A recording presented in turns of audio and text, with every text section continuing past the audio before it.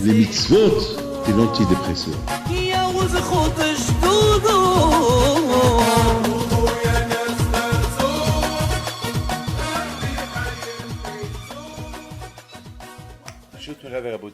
Avec la permission d'Hachem, nous sommes toujours dans cette belle paracha de Bereshit.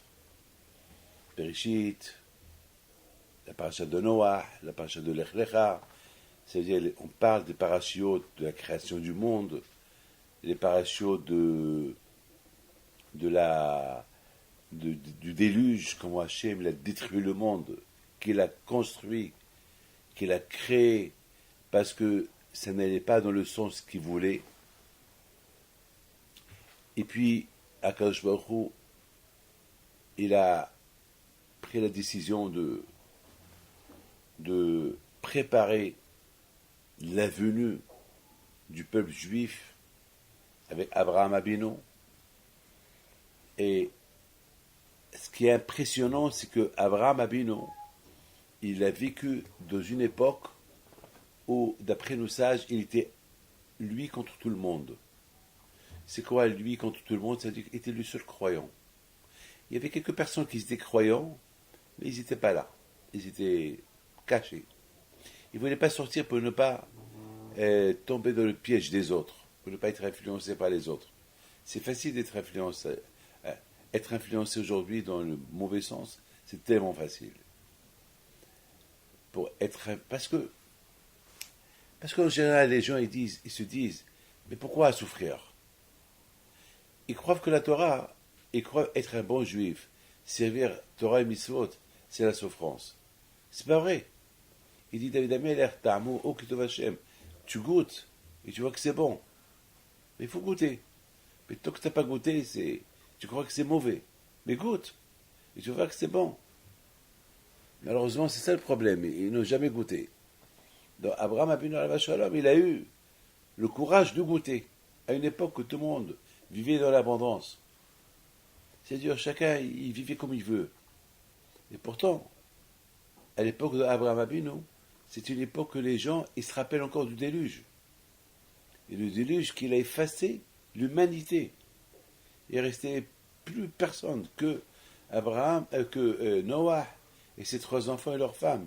Et l'humanité est revenue sur terre. Et pourtant, c'était tellement facile de penser que ce qu'on est en train de faire, c'est pas ça.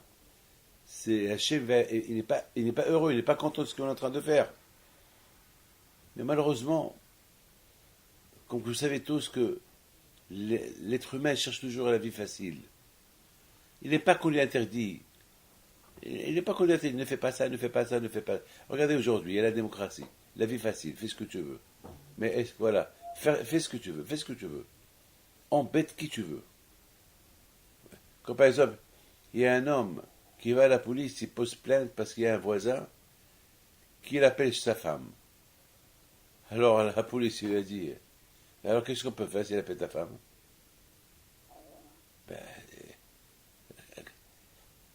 Que ta femme ne répond pas. Qu'est-ce qu'on peut faire? Je ne sais pas comment faire, mais il m'embête. Je lui dis, je peux rien faire pour toi. À un moment donné, il voit sa femme qui sort de l'appartement du voisin. Il pose plainte à la police. La police lui dit, mais on peut pas mettre la police, on peut pas mettre la gendarmerie à côté du voisin pour ne pas que ta femme rentre chez lui. Pourquoi ta femme rentre chez lui? Mais pourquoi lui il accepte? La police lui dit, il a le droit, c'est chez lui. Et ça veut dire que la loi, il y a certaines choses que la police, elle fait la loi, il y a certaines choses que c'est à nous de faire la loi. C'est quoi? À moi d'être bien, à moi de ne pas tromper mon mari, à moi de ne pas tromper ma femme, à moi d'être sage. C'est-à-dire, il y a des lois que la police, elle surveille ne pas qu'il y ait du crime, pas qu'il y ait du vol, elle surveille l'ordre, qu'il faut qu'il y ait l'ordre. Tu ne peux pas tu peux pas faire ce que tu veux dans la rue, tu peux pas déranger les gens. Mais il y a certaines choses que, c'est ce que la Torah dit. Shoftim veshotrim titelecha bechosh ha'arecha. La Torah, elle demande que de faire la police et des juges là où tu es. Et la question, elle est grande. Mais qu'est-ce que la Torah nous apprend là? Mais bien sûr qu'il faut avoir la police. Pourquoi vous pouvez imaginer une ville sans police, sans juge? Ben, la Torah, elle veut dire non. La Torah ne parle pas uniquement de la police et des juges que chaque ville a besoin de faire. Mais la Torah, elle parle de ton propre corps. Il faut savoir ce qui est bien pour toi, ce qui n'est pas bien pour toi. Est-ce que c'est bien pour toi d'aller avec une femme mariée? C'est pas bien pour toi. Et c'est pas bien pour ton copain. Et c'est pas bien pour la femme mariée. Alors pourquoi tu cherches le diable? Pourquoi tu fais ça? Alors sois un homme, sois fort. Donc mes amis, bien sûr mes amis, que beaucoup de fois, on vit dans un monde de la démocratie. Fais ce que tu veux. Ça veut dire, fais ce que tu veux. Ça veut pas dire, fais ce que tu veux. Fais ce qui te semble bien. Alors fais-le. Ce qui te semble qui n'est pas bien, ne le fais pas. On ne peut pas faire la police pour derrière chaque être humain. En plus, il y a polémique lorsqu'on parle par exemple si on parle de la sécurité, et il y a la police, mais si on parle de ta propre sécurité spirituelle, ça n'est pas de police, ça c'est toi. D'ailleurs, c'est la raison pourquoi la Torah dit tout est entre les mains du ciel, sauf la crainte de Dieu. La crainte de Dieu, c'est ton travail. Pour avoir les mounas en Hachem, c'est ton travail. Pour étudier la Torah, c'est ton travail. C'est pas Hachem qui va t'obliger d'étudier la Torah, et c'est pas Hachem qui va t'obliger de faire les mitzvot. Ça, c'est ton travail. Ça, c'est à toi de le faire. Lorsqu'il s'agit de la santé, c'est entre les mains d'Hachem. Lorsqu'il s'agit de trouver une femme, c'est entre les mains d'Hachem. Lorsqu'il s'agit pour avoir de l'argent, l'honneur, toutes les choses que l'homme a besoin, la pluie, la prospérité, tout est entre les mains d'Hachem. Mais la crainte d'Hachem, le craindre, croire en lui, le respecter, ça c'est son travail. Quand par exemple, dans la synagogue, j'ai vu quelqu'un qui était en train de faire sa prière, il prie, et le téléphone a vibré. Il n'a pas sonné, mais il a vibré. Et tout de suite, il met ses mains dans sa poche, il prend le téléphone et il le regarde. Et il voit le texto qu'il a reçu, il fait un sourire. C'est-à-dire que c'était marrant ce qu'il a reçu comme texto.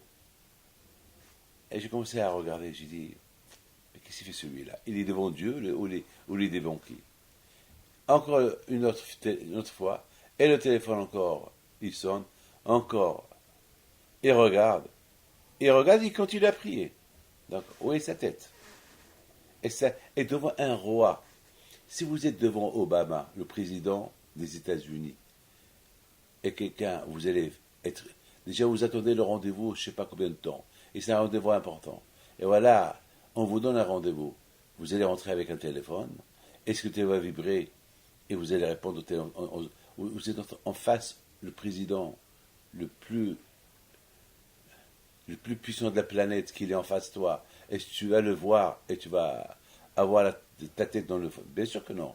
Bien sûr que non. C'est déjà, si tu fais ça, ils vont tout de suite te jeter de la salle. Et c'est fini pour toi, à vie. Alors, et devant Akadosh Baruch Hu, devant Hachem, tu fais ça, tu réponds au téléphone, tu regardes le téléphone. Et Hachem qui est le roi des rois. Hachem, c'est lui qui a mis Obama à être président des États-Unis. C'est ce que tu fais, Hachem. C'est ça, c'est ce que la Torah veut nous enseigner. Il faut faire attention. Les choses, il faut faire attention de tout ce qui est entre toi et Hachem. La crainte d'Hachem, ça dépend de toi. Ça dépend de ton travail. Donc, mes amis, on voit dans les parashiot de ces semaines-là, on voit comment Abraham Avinu alav shalom, il a compris. Et d'après nos sages, il a fait des recherches. Il se trouve avec un monde fou, un monde libre, un monde démocratique, un monde que chacun fait ce qu'il veut. Et Abraham Avinu a dit, c'est pas possible. On n'est pas là pour faire ce qu'on veut. Il doit avoir, on n'est pas là comme ça, on n'est pas là on n'est pas là comme des animaux, manger, dormir et mourir. Non, il y a un but, il y a quelque chose. Attends, on n'est pas là pour rien. Écoutez, si on vous donne un travail, vous êtes payé pour faire un travail. Vous êtes payé pour faire un travail. Et le travail que vous devez faire, il faut le faire. Vous n'êtes pas là, vous ne recevez pas un salaire sans rien faire. C'est pas possible. C'est pas possible. Vous rentrez dans un magasin, vous ne pouvez pas prendre, vous ne pouvez pas vous servir et prendre ce que vous voulez. Il faut avoir de l'argent. S'il n'y a pas d'argent, tu ne peux pas prendre ce que tu veux. Et si tu prends ce que tu veux, tu rentres en prison. C'est pas possible. Donc, Abraham Abinel a compris que, attends, il y a ici un propriétaire, c'est vrai. Il y a des arbres, il y a de l'eau, il y a tout ça, c'est pas du gratuit. Je suis pas là pour manger, boire et mourir. Non, il y a quelque chose. Donc, il a fait des recherches. Il a commencé à réfléchir et à réfléchir. Il voit le soleil, il voit la nuit, les étoiles, il voit la lune. Le lendemain, il y a le soleil. Attends, c'est un monde qui fonctionne comme ça, seul. Il n'y a pas de propriétaire, quoi. C'est pas possible.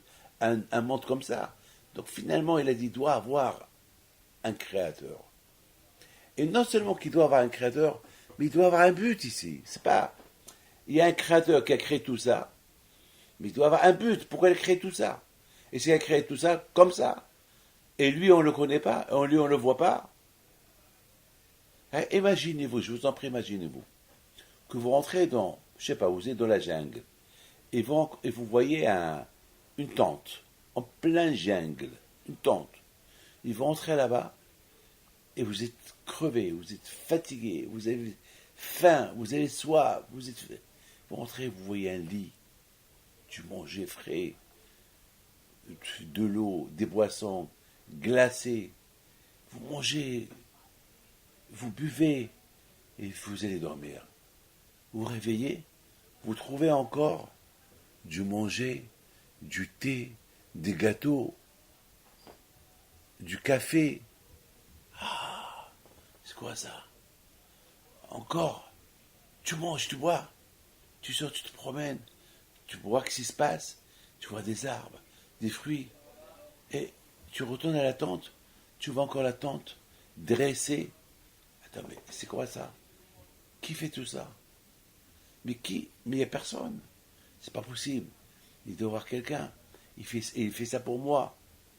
Il sait que je suis là. Il a fait ça pour moi. Il sait que je suis perdu dans la jungle. Mais c'est qui? C'est qui? Il cherche. Il cherche. Il voit. Il trouve personne. Alors qu'est-ce qu'il va faire, ce monsieur-là? Il sait qu'il y a quelqu'un qui lui prépare tout ça, mais il ne le voit pas. Il sait qu'il y a quelqu'un qui lui fait du café chaud, du thé chaud. Et lorsqu'il a un peu mal aux pieds, ou il a un peu une mauvaise agitation, il trouve des médicaments. Et c'est écrit, ça, si tu as mal au ventre, tu prends ce médicament, parce que tu as trop mangé. Tu as mal à la tête. Mais qui fait ça? Mais qui fait ça tout? Qui fait ça pour moi? Il cherche, il ne trouve pas. Qu'est-ce qu'à un moment donné il va dire? Eh bien, monsieur, ce que tu fais pour moi, eh bien, je te remercie. Vraiment, ma vie est entre tes mains. Merci beaucoup. Jusqu'à qu'un jour, il voit le monsieur vraiment qui fait tout ça pour lui. Et là, il va vers lui, il dit merci, tu as sauvé ma vie. Mais pourquoi? Pourquoi tu fais ça pour moi? Et le monsieur lui dit, ben, je fais tout ça pour toi, parce que j'ai de la peine pour toi, parce que tu es perdu ici. Alors je t'en prie, il lui dit le monsieur, fais-moi plaisir, j'ai envie de te rendre en bien tout ce que tu fais pour moi. Tu m'as sauvé la vie, tu me donnes la vie, je suis seul dans cette jungle, je suis perdu, il y a des animaux de partout, et tu fais tout pour les animaux ne m'approchent pas. Merci, je te dois ma vie. Alors qu'est-ce qu'il lui dit, le propriétaire? Tu sais ce que je veux de toi? Je veux que tu t'occupes de la tente, occupe-toi du jardin, occupe-toi du reste, ce que tu vois là, pour que ce soit propre toujours. Voilà. Puis si tu as reconnu que c'est moi, voilà ce que je demande pour toi. Et imaginez-vous ce monsieur-là, qu'est-ce qu'il fait? Ben, ce monsieur-là, il oublie le bien qu'il lui fait ce monsieur, il s'habitue. il voit que toujours le manger, il est là. Il s'habitue, et qu'est-ce qu'il fait? Ben, il nettoie pas la table, il fait n'importe quoi, il laisse la table sale, il reçoit toujours à manger, mais dans la saleté. Il commence à délaisser le jardin, il commence à délaisser tout ce... Il oublie le monsieur qui lui a fait du bien.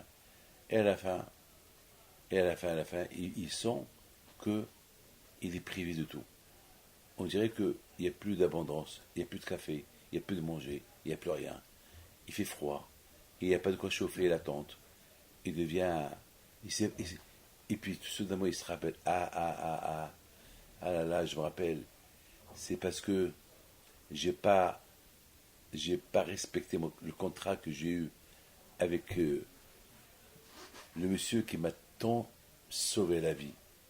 Il commence à regretter.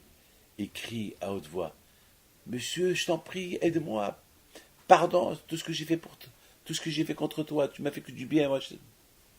Et à un moment donné, il le revoit revenir. Alors, tu regrettes? C'est ça le bien que je t'ai fait. Je t'ai fait du bien, tu vois, tu me le rends mal. Je t'en prie, pardonne-moi. Bon, je te pardonne. Je te donne encore une chance. Mes amis, l'histoire, vous l'avez compris. C'est exactement la création de l'homme. Quand il a donné tout à l'homme. Tout est prêt. Grâce à Dieu, on dort le matin, le soir, on se réveille le matin. Et non, rien du tout. Et qu'est-ce qu'on fait à Kadosh Baruch Hu? Qu'est-ce qu'on fait? On a tout grâce à Dieu. On a une femme, on a des enfants, on a à manger. Et, ouais, attends, tout ça, c'est pas du gratuit. Tout ça, il y a le soleil. Attends, tout ça, c'est gratuit, tout ça. Qui es-tu? Pour tes beaux yeux, Hachem, il fait tout ça pour toi. Ben justement, Hachem, il fait tout ça pour que tu réfléchis. Qui fait ça pour toi? Une fois que tu découvres qui fait ça pour toi, donc au moins, tu reconnais. Tu dis merci. Tu n'es pas obligé de voir le bon Dieu. Ah, écoutez, je vous en prie, vous achetez un billet d'avion. Vous savez que dans le billet d'avion, c'est inclus l'eau, le manger et votre place, et votre sécurité. Et c'est inclus que vous partez à destination. Tu payes pour ça. Mes amis, Hachem nous a donné tout gratuit. On n'a rien payé pour rien. On a tout gratuit. La vie gratuite, la santé gratuite, il nous fait trouver la femme gratuite, on a l'argent presque gratuit, on a tout gratuit. Oh, quand même, un remerciement. Au moins, chercher qui me fait du bien, mais qui fait fait tout ça pour moi, qui? Non, t'as oublié. Bon, ici, c'est pas l'avion, ici, c'est pas la compagnie. Mais pour la compagnie d'avion, pour arriver à destination, t'as payé un forfait pour tout ce qu'on fait pour toi dans l'avion. Mais là, tu viens de l'autre monde, tu es né, on t'a donné un aller-retour, bien sûr. N'oublie pas qu'il y a un aller-retour. De la même façon que tu vas retourner. Et on t'a donné tout gratuit, un forfait gratuit. Tu vis dans un monde tout gratuit, avec tout. Moi, la seule chose qu'il faut faire, cherche qui fait ça pour toi gratuit. Imaginez-vous, vous recevez un billet gratuit. Un billet pour faire le tour du monde gratuit. Avec 2 ans, tout gratuit. Ben vous allez dire, mais qui m'a donné ça? D'où ça vient? Mais qui m'a envoyé ce billet-là? Mais qui? Imaginez-vous que vous recevez, je sais pas moi, un forfait, je sais pas, une carte blanche que pendant 80 ans, ce que tu veux, tu encaisses de cette carte-là. Tout est gratuit. La première question, qui m'a envoyé cette carte? Et toute ta vie, tu vas chercher qui m'a envoyé cette carte. Tu ne vas pas l'utiliser comme ça gratuitement. Ben, mes amis, Abraham Avinu alav shalom, il voit un monde, il réfléchit. Attends, c'est pas possible. Attends, tous ces gens-là, ils font n'importe quoi. Il faut l'idolâtrie. Un jour c'est le soleil, le bon Dieu. Un jour c'est les étoiles, le bon Dieu. Un jour c'est les arbres, le bon Dieu. Un jour c'est le feu qui est Dieu. Un jour c'est l'eau qui considère comme Dieu. Mais c'est pas possible. Mais tout ça, ça n'a pas de sens. Tout ce qu'il y a dans ce monde-là a un Dieu. C'est pas possible. Il ne peut pas avoir des dieux. Les dieux ne peuvent pas créer tout ça. Il doit y avoir un seul patron, un seul Dieu qui a créé tout ça. C'est pas possible. D'où ils sont sortis tous ces dieux-là? Abraham n'était pas bête, Abraham. Il a commencé à réfléchir. Et à la fin, finalement, Abraham il a dit non, non, non. Il doit un propriétaire. Merci Hachem. Je ne sais pas qui tu es. Mais je sais qu'il y a un créateur. Je sais qu'il y a quelqu'un. Je vous donne un parole d'honneur. Que même à notre époque, il y a des non-juifs qui se sont convertis au judaïsme. Ils sont plus religieux que moi. Et la raison pourquoi ils sont plus religieux que moi, et ils sont convertis au judaïsme, et eux et leurs femmes qui n'étaient pas juifs, la seule raison était parce que ils avaient une question dans leur tête. Comment ce peuple juif-là y vit? Avec pendant des générations et des générations, ils ont essayé de le détruire, de l'exterminer, et personne n'a réussi. Ils l'ont fait chasser d'Israël 2 fois. Et ils sont restés à gauche et à droite. Les croisades, ils ont fait massacre. Les Allemands, ils ont fait massacre. Tout le monde a voulu massacrer les Juifs. Ils ont presque réussi. Il y a toujours Am Israël Hay. J'ai vu dans une revue, il y a je ne veux pas dire son nom, qu'il a dit, je voudrais bien exterminer tout le peuple juif, mais c'est impossible. J'ai bien envie de voir tous les juifs mourir. D'ailleurs, plus que Hitler, il n'y avait pas. Regardez comment le bon Dieu a fait les choses. Imaginez-vous, à l'époque, il n'y avait pas les juifs en Amérique. Les juifs, ils étaient plus concentrés au Moyen-Orient et en Europe. Imaginez-vous que les juifs, qu'il n'y avait pas l'Amérique. Imaginez-vous qu'il n'y avait pas l'Australie. Imaginez-vous, je ne sais pas moi, qu'il n'y avait pas le Moyen-Orient.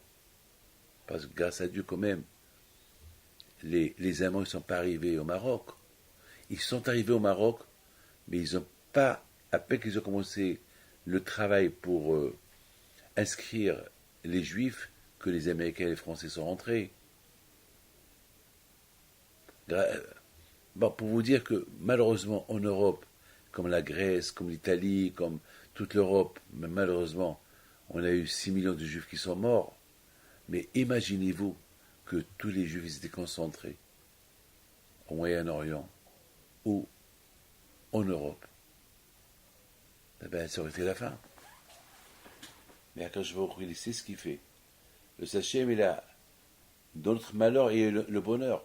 Lorsqu'on dit l'exil, le juif errant, l'exil, c'est un exil que ils sont un peu partout. Ils ne sont pas un milliard, ils sont combien? 10, 12 millions de juifs, c'est tout. Après, la Shoah, sans compter combien des juifs sont assimilés, combien on est, je ne sais pas combien on est. Mais pour vous dire que se convertir les musiques, c'est pas possible. Aujourd'hui, moi, David Pinto, je vous donne la parole d'honneur. Lorsque je vais dans les yeshivot, je vois des jeunes qui étudient la Torah. Je suis émerveillé. Des jeunes de 19 ans, de 20 ans, des beaux gosses, des beaux garçons, du matin au soir, avec toutes les tentations qu'il y a dehors. Ils ne sont pas tentés. Un monde ouvert à tout. Les discothèques, tout ce que vous voulez, les iPhones, les iPads, tout ce qu'il y a. Ils sont loin de tout ça. Mais c'est pas possible. Ils ne sont pas tentés. Non, ils ne sont pas tentés. Pourquoi ils ne sont pas tentés? Parce que leur amour à la Torah est tellement forte que pour eux, tout le plaisir qu'ils peuvent avoir en autre chose, ils l'ont déjà dans la Torah. Ils ont fait des recherches, ils ont compris. Vous croyez, regardez-moi tous, vous croyez que moi j'ai pas le Sahara de vivre ma vie comme tout le monde? C'est vrai, vous voyez que j'ai une barbe blanche, ça ne veut rien dire. Je peux avoir une barbe blanche et et avoir aussi, je sais pas, et ma tête dehors. Mais j'ai fait mon choix. Je sais que tout ça, ça va me perturber dans mon service vis-à-vis du bon Dieu. Il faut faire le choix. Il faut ouvrir les yeux, il faut réfléchir.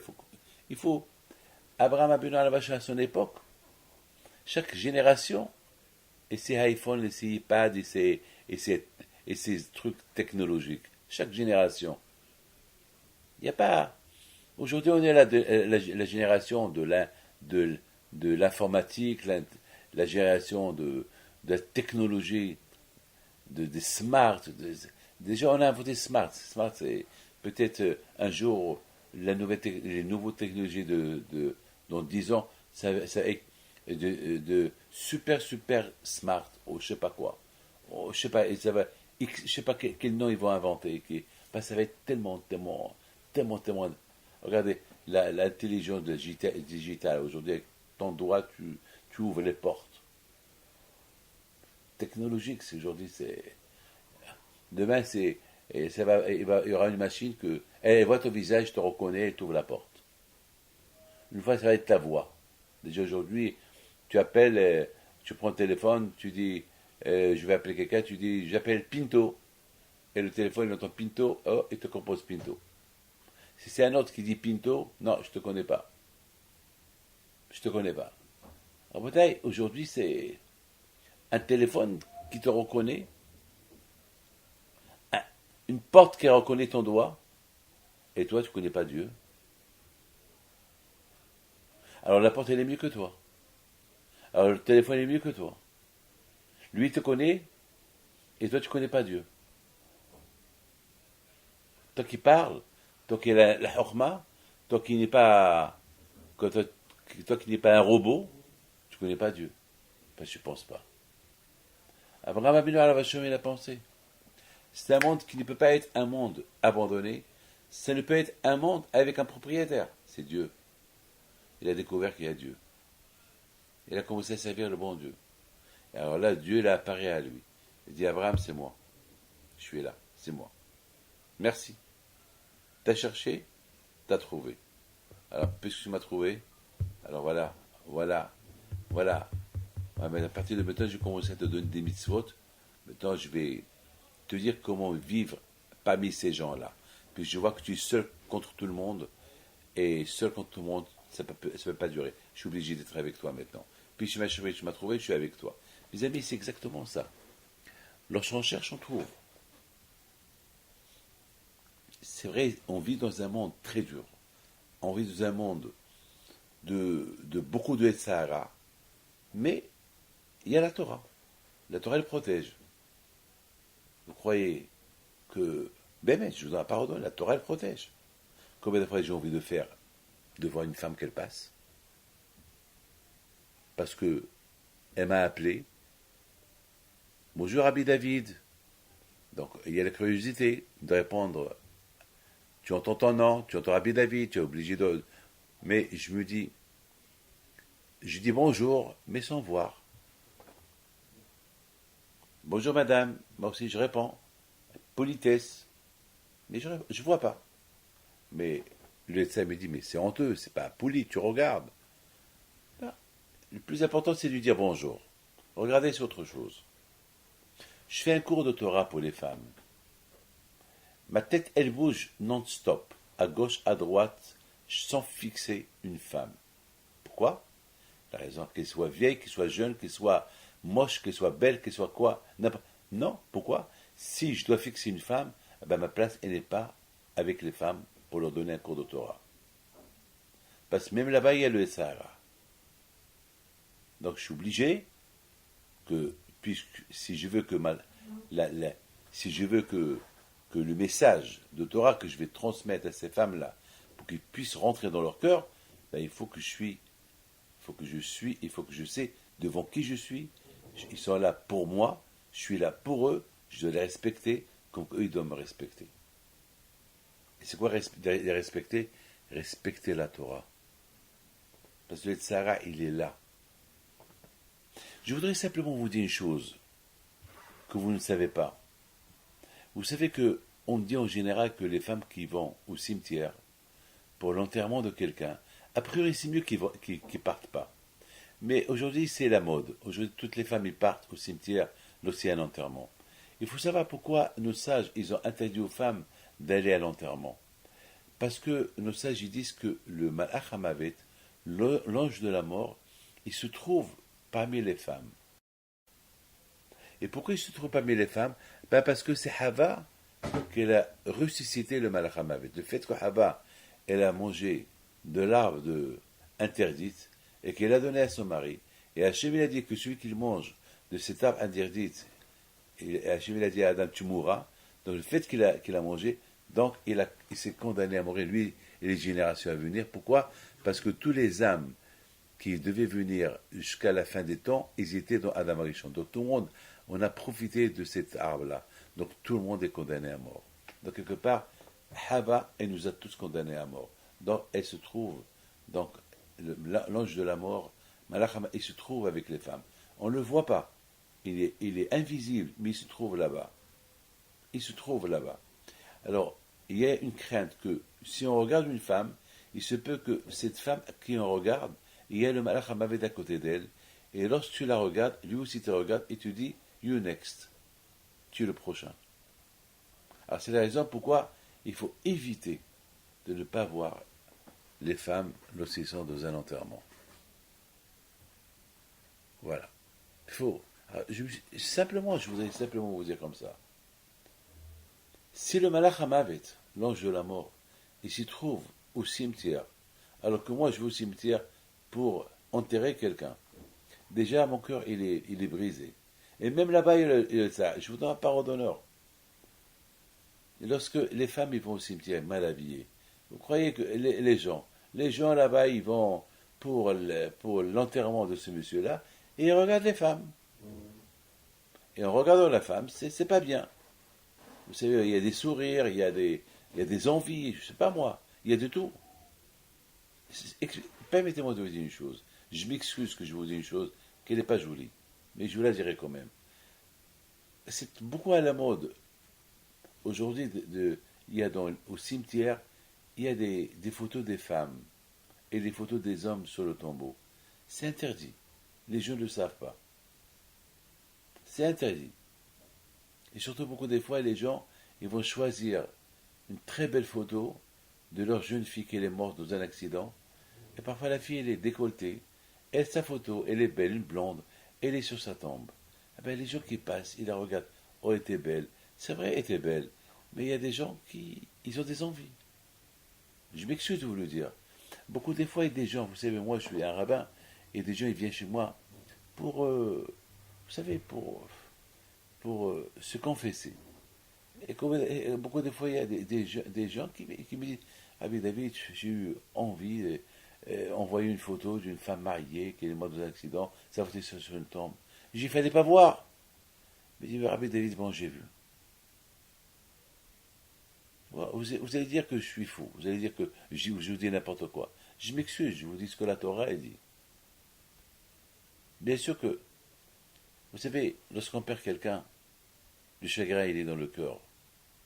C'est vrai, la photo, cette photo qui est sur la tombe, c'est pour rappeler, c'est pour exprimer la tristesse, le chagrin. Voilà, telle fille, ma pauvre, ma fille, qu'elle avait que 18 ans, la pauvre, 20 ans, Mskina, la pauvre, t'es malade, regarde comment t'es jolie, regarde, elle est partie. C'est vrai, ça c'est le chagrin des parents. Mais malheureusement, les gens, ils ne voyaient pas ça comme chagrin, ils voient la beauté de la fille.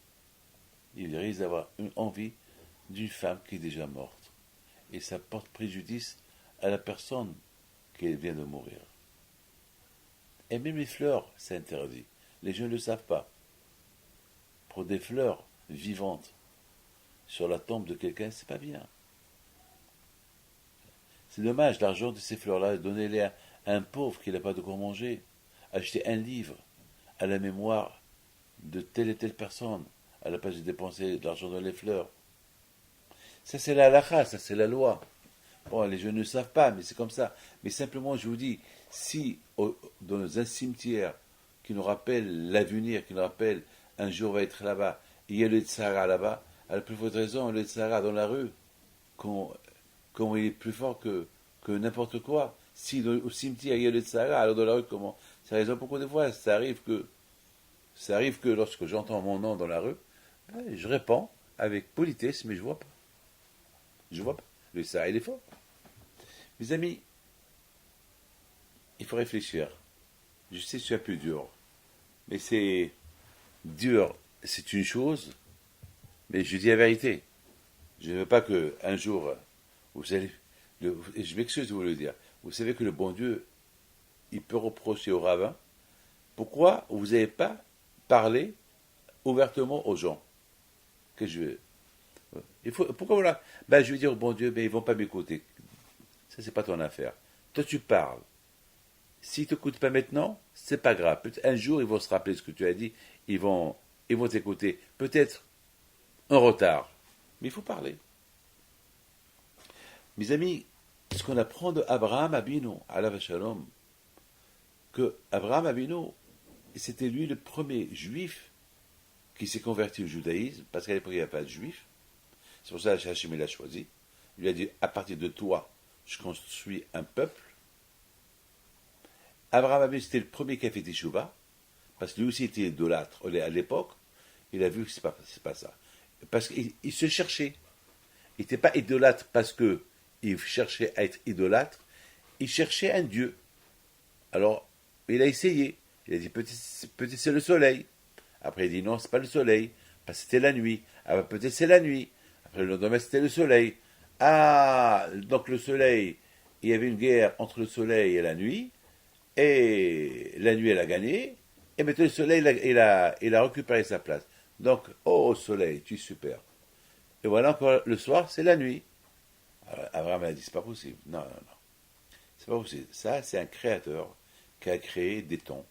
Un créateur qui a créé le soleil, le froid, le chaud, la nuit, le jour, les étoiles, les animaux, l'être humain. Ah non, non, non.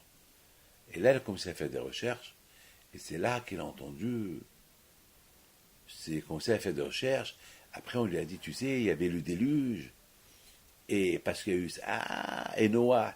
Donc, il a fait à faire des recherches. Et c'est qui Noah, combien des enfants il a eu? Shem, Ham et Yafet. Et le religieux des religieux de ses enfants, c'est Shem, Ever. Donc, il est parti chez lui. Il a commencé à étudier la Torah chez lui. Donc, il a découvert Dieu avec ses propres recherches. Il n'est pas resté. C'est pas comme malheureusement, on fait des recherches, on dit merci à Dieu, et on se comporte comme ce monsieur-là, qui, une fois qu'il a découvert qu'il y a Dieu, il a commencé à lui dire merci, et après, il y est retombé. Il a commencé à faire n'importe quoi. Non, c'est pas beau ça. C'est pas beau. Voilà, on dit merci à Hachem, et notre tête, elle est ailleurs.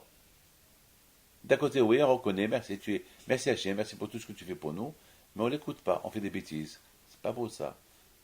Abraham Avinu, une fois qu'il a connu qu'il y a Dieu, il est resté avec Dieu. Il n'a plus changé Dieu. Il n'a pas changé d'un mètre. Mes amis, je voudrais vous poser une question. Maintenant, je vais arriver un peu au but. Comment vous pouvez imaginer Adam qu'il a mangé l'arbre interdit, alors qu'il lui était interdit de manger l'arbre? Je lui ai dit, Adam, tu peux en profiter de tout ça, sauf celle-là. Donc, d'un côté, j'ai une question. Pourquoi quand je vais met Adam dans cette épreuve? D'un côté, il dit, tu peux manger de tout, fais tout ce que tu veux, mais pas celle-là. Voilà. Pourquoi? De l'autre côté, quand je le menace, il dit, écoute, si tu manges de cet arbre, tu vas mourir. Adam, il ne sait pas c'est quoi la mort. C'est comme si tu dis à un enfant, voilà, ça c'est des bonbons, tu peux manger tous ces bonbons, sauf le poison. Tu manges ce poison-là, tu vas mourir. L'enfant, il ne sait pas c'est quoi mourir. Le contraire, il va être plus tenté de goûter ce poison pour savoir c'est quoi la mort. Alors, pourquoi Kadosh Baruch Hu, il a fait ça? Je vous en prie, écoutez bien ce que je vais vous dire. J'ai une super réponse. Mais avant que je vous donne ma réponse, je vous raconte une histoire. Une super histoire que j'ai écoutée cette semaine. Sur Rabbi Haim Pinto Alav Shalom. Ou non, excusez-moi, sur mon père Alav Shalom. Rabbi Moshe Aaron Pinto. Une super histoire, de la folie.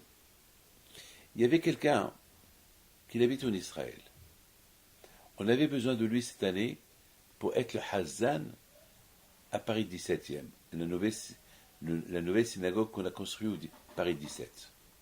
Grâce à Dieu, il y avait un grand kollel, ils étudiaient la Torah là-bas toute la journée, et Baruch Hashem, il y a aussi un Talmud Torah pour le dimanche, et aussi, grâce à Dieu, ils étudiaient la Torah. Et le Shabbat, le public il est là, c'est mes enfants, Rabbi Moshe et Rabbi Yoel, qui s'occupent de ce local-là. Écoutez bien. Donc on a apporté un Hazan d'Ashdod, et il a fait l'office à Kippour. Le jour de Kippour, il a perdu sa voix. Il n'arrivait pas à prier. Donc mon fils lui a dit, attends, mais je t'ai emmené d'Israël, je te paye. Je rigole. Mais c'est quoi ça? Je lui dis, il a perdu sa voix. Bon, le Hazan, le pauvre, il a prié à Dieu. Il est quand même monté pour faire l'office. C'était dur au départ, et grâce à Dieu à la fin, il a bien fait. C'est pareil avec moi. Moi aussi, chaque année, que Dieu préserve, chaque année, j'ai ce problème-là. Chaque année, à Kippour, je perds la voix. Moi aussi, chaque année. Je ne sais pas pourquoi. Je ne sais pas. Je fais tout pour avoir une belle voix. Je fais tout pour ne pas perdre ma voix. Je fais tout, je me préserve et tout. Et le jour de Kippour, le matin, je perds. On dirait que le Satan, il ne veut pas que je prie. C'est-à-dire que le Satan, il ne veut pas que... Parce que lorsque je prie, je pleure, et je donne des cours de Torah. Enfin, je connecte les gens avec Dieu. Et le Satan, ça ne l'intéresse pas. Donc, il fait tout pour me faire perdre la voix, mais grâce à Dieu, à la fin, je récupère la voix, et hop, et je fais toute la prière grâce à Dieu, et je reste debout toute la journée de Kippour, à haute voix, et jusqu'à la fin. Baruch Hashem. Ça, c'est grâce à Dieu. C'est pas mes mérites, c'est Hashem. C'est tout. Maintenant, revenons à ce monsieur-là. Bon, ce monsieur-là, on m'appelle cette semaine, vendredi, 1 heure avant Shabbat. C'était Moshe Merali qui m'appelle. Il me dit, Rabbi David, j'ai une histoire à te raconter. Vous savez, Rabbi David, que mercredi soir, le Hazan, il fait un rêve. Il rêve mon père. Il lui dit, mon père, déjà, lorsqu'il a vu mon père dans le rêve, il a eu peur. Il lui dit, Rabbi Moshe. Il dit, n'aie pas peur, je suis venu simplement te dire, il ne faut pas avoir peur de toute la fumée que tu vas avoir à la maison. Il va y avoir beaucoup de fumée, mais je vais te protéger, toi et ta femme et tes gosses, parce que tu as une grande émouna en Dieu, et tu as fait une grande teshuva, et par rapport à la teshuva que tu as fait, et l'émouna que tu as en Akadosh Baruch Hu, et parce que tu viens me pèleriner chaque fois que tu as le temps, alors c'est à mon tour de te dire que je vais te protéger. Il se réveille en choc. Il réveille sa femme et raconte le rêve à sa femme. Alors sa femme lui dit, bon, la fumée, c'est les problèmes. Ah ben le zéro de Rabbi Moshe Pinto, si Dieu veut, on va être protégé des problèmes. Voilà la réponse facile. Ce qui fait ce monsieur-là, il va pédaler mon père le jeudi matin, et il dit à mon père, merci Rabbi Moshe, que tu as protégé de la fumée. L'histoire est terminée. Jeudi soir vers 2 heures du matin, il se réveille en toussant. Il entend tout le monde qui tousse. Tout de suite, il voit qu'il a mal aux yeux. Il entend ses enfants, son petit-fils, son fils, qui a peut-être moins d'1 an, on dirait qu'il s'étouffe. Il s'étouffe. Tout de suite, il réveille sa femme, il allume la lumière, il voit rien. Il y avait plein de fumée. Ils ouvrent les fenêtres tout de suite. Ils courent, ils ouvrent la porte. Ils voient les voisins qui étaient là. pour voir ce qui se passe. Il ouvre, il va avec dans la chambre de son fils, il voit son fils presque à l'agonie. Baruch Hashem, grâce à Dieu, tout est rentré en ordre.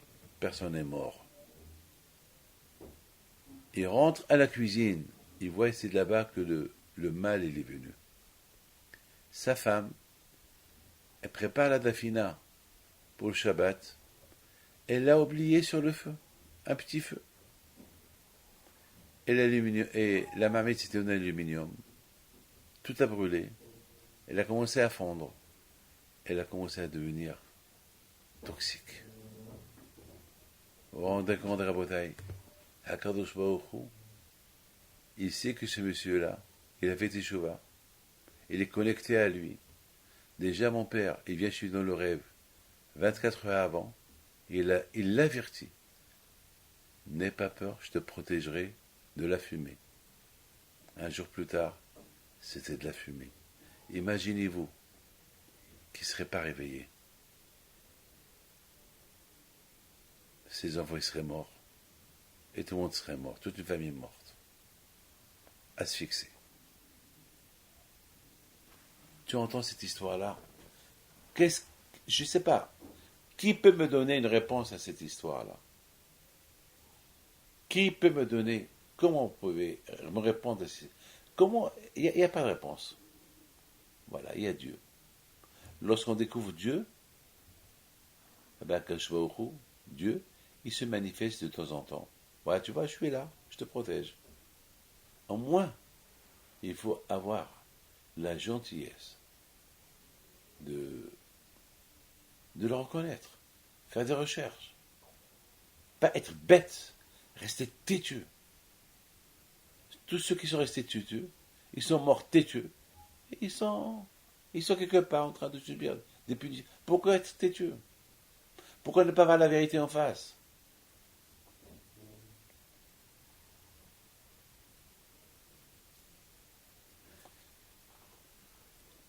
Quelqu'un qui l'avait, ils ont fait une machine à fabriquer de l'argent. C'est des 500 €. Ils ont dit à quelqu'un, voilà, on te donne une semaine, tu fabriques. Tout ce que tu fabriques, c'est à toi. Ce monsieur-là, il est devant lui une semaine. Il va se reposer. Chaque seconde, c'est 500 €. Chaque seconde, c'est 500 €. Croyez-vous qu'il va prendre une cigarette, un bon verre de vin et faire une sieste? Non. Il va surveiller la machine jusqu'à qu'elle craque. Une fois qu'elle a craqué, au moins, déjà, il a ramassé plein de billets de 500 €. Mes amis, la vie, elle est comme ça. La vie, ça compte par minute. Chaque minute, c'est une vie. Et une vie, il y a beaucoup de choses à faire. Gâcher cette vie. Chaque minute, le bon Dieu, il va te demander qu'est-ce que tu as fait dans cette minute. Mes amis, je voudrais vous dire une chose. Hakadosh Baruch Hu, il a menacé Adam. Hachem, il a dit à Adam, voilà, je te donne, tout le monde il est à toi. Moi, je suis ton Dieu, je suis ton créateur. Voilà, je t'ai créé ta femme. Avec ta femme, tu auras des enfants. Fais ce que tu veux. Il n'y a que cette herbe-là, tu ne la touches pas. Tu ne la manges pas. Cette herbe-là, c'est l'arbre interdite. Cette herbe-là, si tu la manges, tu vas découvrir le mal et le bien. Dommage. Tu n'as pas besoin de savoir c'est quoi le mal. C'est bien de savoir le bien. Donc tu vis dans le bien, tu vis dans le bonheur. Pourquoi tu veux crever? Pourquoi tu veux savoir c'est quoi le mal? C'est pas... Alors tu vas me dire pourquoi j'ai créé le mal? Parce que je suis obligé de le créer. Parce que Hachem, il a créé tout ce qui est bien, il a créé. Mais puisqu'il y a toujours contre le bien, il y a le mal. Donc c'est automatique. Donc le mal aussi, il faut le créer. Parce que, écoutez, ce qu'on appelle, il y a toujours la lumière, il y a l'obscurité. Il y a le fruit, il y a la peau. Et tout ce qu'il y a le contre. Donc il y a le bien, il y a le mal. Akadosh Baruch Hu, il a dit voilà, tu vis dans le bien, il n'y a que du bien. Mais sache que dans cet arbre-là, il y a le mal. Si tu manges, tu découvres le mal. C'est pas la peine, tu n'as pas besoin. Tu dirais que tu vas souffrir. Pourquoi la souffrance? Donc quelque part, Akadosh Baruch Hu, Adam, il est super intelligent. Il est super, il est tellement intelligent qu'il sait, il peut imaginer c'est quoi le mal. C'est quoi le mal? C'est facile. Tu vis. Le contraire de la vie, c'est la mort. Il ne faut pas être bête. C'est quoi la mort? C'est-à-dire que je ne vais plus exister. Donc, alors pourquoi le manger? Pourquoi le manger? Mais à Kajuru, a priori, c'était même pas une tentation. Parce que, est-ce que moi je vais tenter de manger le poison? Non. Alors, quand je me simplement, puisque le mal, c'est une création, donc Hachem, il a créé. D'ailleurs, d'après la Kabbalah, même l'ange de la mort, il a créé le bon Dieu. Parce qu'il y a la vie, il y a la mort. Mais la différence c'est que l'ange de la mort, il était endormi. Et celui qui est endormi, c'est comme il est considéré comme un mort. Donc, il n'était pas vivant. Parce que la mort, elle n'est pas vivante. La mort, c'est la mort. La vie, c'est la vie. Mais c'est quoi un mort vivant? C'est quelqu'un qui dort. Il est mort, mais il est vivant. C'est tout. Donc vous comprenez bien, mes amis. Donc a priori, Akadosh Baruch Hu est obligé de créer la mort. Parce qu'elle était là. Parce que le contraire de la vie, c'est la mort. Mais elle était endormie. Donc toi, Adam, pourquoi tu manges? La raison, pourquoi Hachem aurait pu créer cet arbre-là et le mettre quelque part, pas à la portée de Adam Arishon. Mais Akadosh Baruch Hu te donné, il a donné le pouvoir à Adam Arishon. Donc il pouvait pas lui cacher ce secret-là. Il lui a donné tout. Il a dit voilà, tu as le pouvoir de tout. Je t'ai tout montré. Mais c'est quoi vraiment la mort? La mort, ça veut dire se déconnecter de Akadosh Baruch Hu. La mitzvah, c'est la vie. La mort, si tu ne fais pas la mitzvah. Tu te déconnectes de Akadosh Baruch Hu. Hachem, il dit à Adam, Adam, tu sais c'est quoi la mort? La mort, c'est le contraire de la vie. Donc il pouvait imaginer c'est quoi le contraire de la vie. C'est-à-dire que je n'existe plus. Il ne faut pas être bête pour ne pas comprendre ça. Et c'est pas être intelligent pour ne pas comprendre ça. Même un bête va comprendre c'est quoi ça. Mais quand je vous dis à Adam, si tu manges ça, malheureusement, tu vas te déconnecter de moi. C'est pas que tu vas mourir, tu vas rester vivant. Mais le fait que tu fais pas ce que je te dis, on n'est plus ensemble. Ça, c'est quelque chose que Akadosh Baruch Hu a voulu que Adam Arishon sache. Dis-moi, Adam, tu veux rester toujours en connexion avec moi? Ne mange pas de cet arbre. Tu seras toujours sourd mais rava, c'est tout. Toujours tu feras que du bien. Mais si tu la manges, tu vas goûter la déconnexion. C'est vrai, tu vas travailler dur pour se reconnecter avec moi. Mais pourquoi prendre le risque? Et qui te dit que tu vas te reconnecter avec moi? C'est mieux, maintenant tu es là, tu me connais.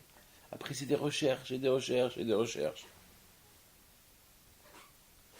Mes amis, un homme, il vit avec une neshama. Avec l'âme. Le jour que l'âme, elle s'en va, l'homme, il meurt. Mais il y a une autre catégorie. Un homme, il peut rester vivant et que la neshama va se déconnecter de lui et reste vivant. C'est un homme qui faute. Il y a deux catégories de mourir. La mort physique et la mort spirituelle.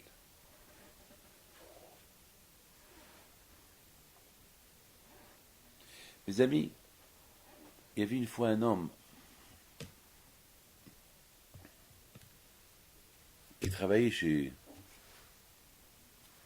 C'est pas l'histoire que je vais vous raconter. C'est l'histoire d'un jeune homme, un rameneur de cheminée, et c'était un jardinier, qui n'avait pas un sou, et qui s'est fait embaucher par le plus riche homme de la ville. pour s'occuper de sa cheminée, de son jardin. Un jour, en rentrant tôt de travail, le riche homme décida de discuter quelques minutes avec le monsieur, le rameneur. Il s'est avéré que le riche apprécia les quelques minutes de discussion avec son pauvre employé. Et c'est à partir de là qu'elle a commencé à discuter avec lui, chaque jour lorsqu'il rentrait du travail. Les discussions étaient de plus en plus longues, au point que le riche décida de le présenter à sa propre fille, ayant apprécié les midotes de ce monsieur jardinier. Aïe, aïe, aïe, l'entente fut parfaite entre le jeune homme et la jeune fille, jusqu'au point qu'ils décidèrent de se marier.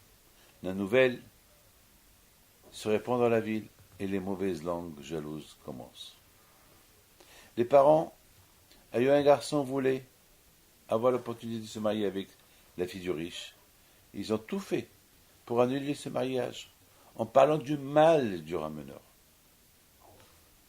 auprès de la fille et de son père. Ouais, pourquoi vous voulez donner votre fille à ce rameneur-là? C'est un fou, il n'est pas bon.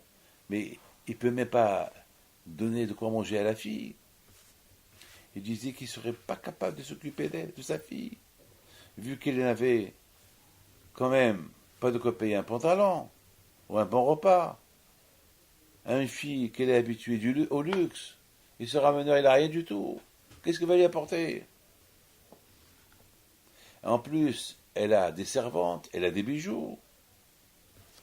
Mais le riche, il leur disait, non, ne vous inquiétez pas. Il ne faisait pas attention à tous ces médisances qu'on parlait du rameneur. Non. Lui, il aimait beaucoup ce monsieur jardinier. Il a dit, de toute façon, moi je suis très content de lui. Il n'aura pas besoin de rien acheter à ma fille, parce que tout mon argent, ça appartient à ma fille. Bon, ils ont vu que les parents, ils n'ont pas réussi à convaincre le père et la fille. Ils sont partis un jour avant le mariage chez le garçon. Le garçon, c'était un jardinier. T'es gentil, t'es mime. Et les gens de la ville décidèrent de changer de technique. Ils sont allés voir le rameneur et lui faire très peur. Tu te rends compte dans quoi tu t'embarques? Ça ne va pas durer ce mariage. Cette fille te quittera un jour, peut-être après un mois. Tu n'es même pas capable de lui offrir une robe, alors qu'elle est habituée au luxe. Malheureusement, le rameneur a eu peur. Il décida de quitter la ville avant le mariage. Mes amis, le riche homme, c'est le bon Dieu. Le rameneur, c'est nous les bénis d'Israël.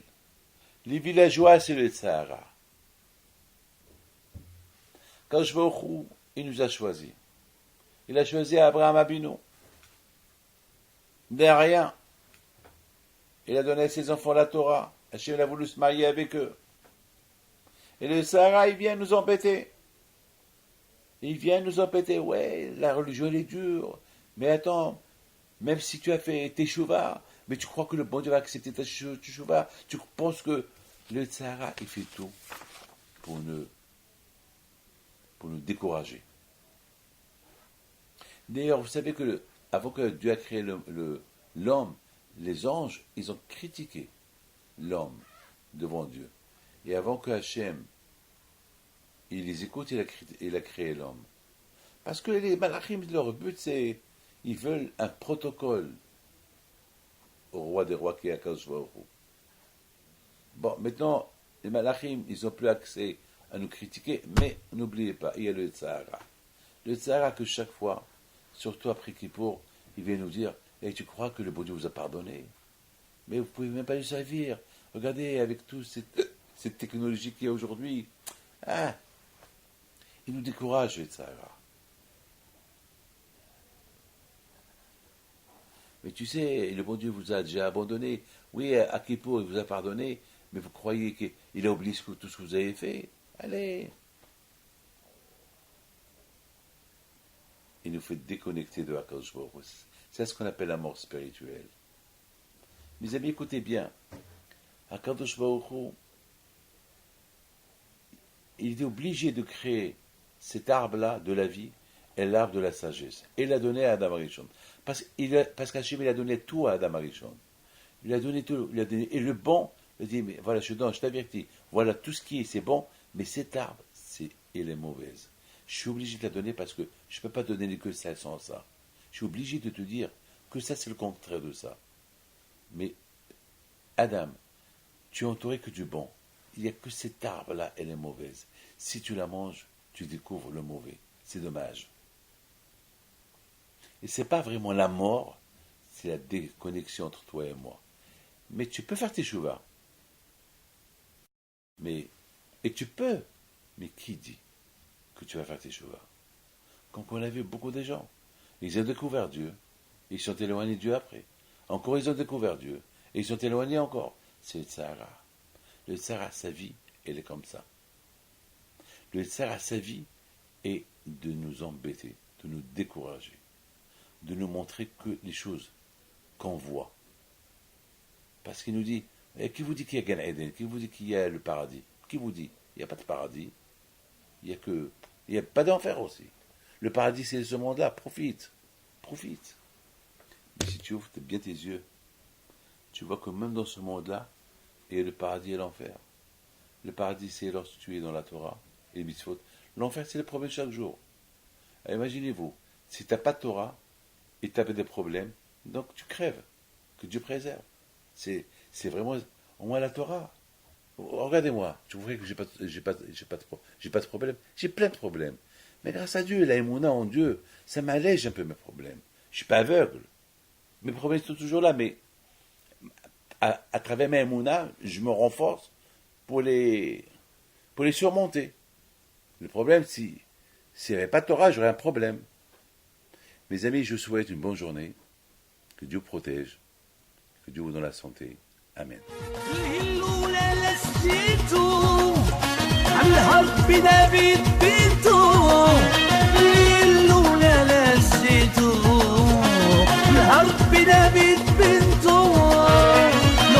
العيالات صغرتو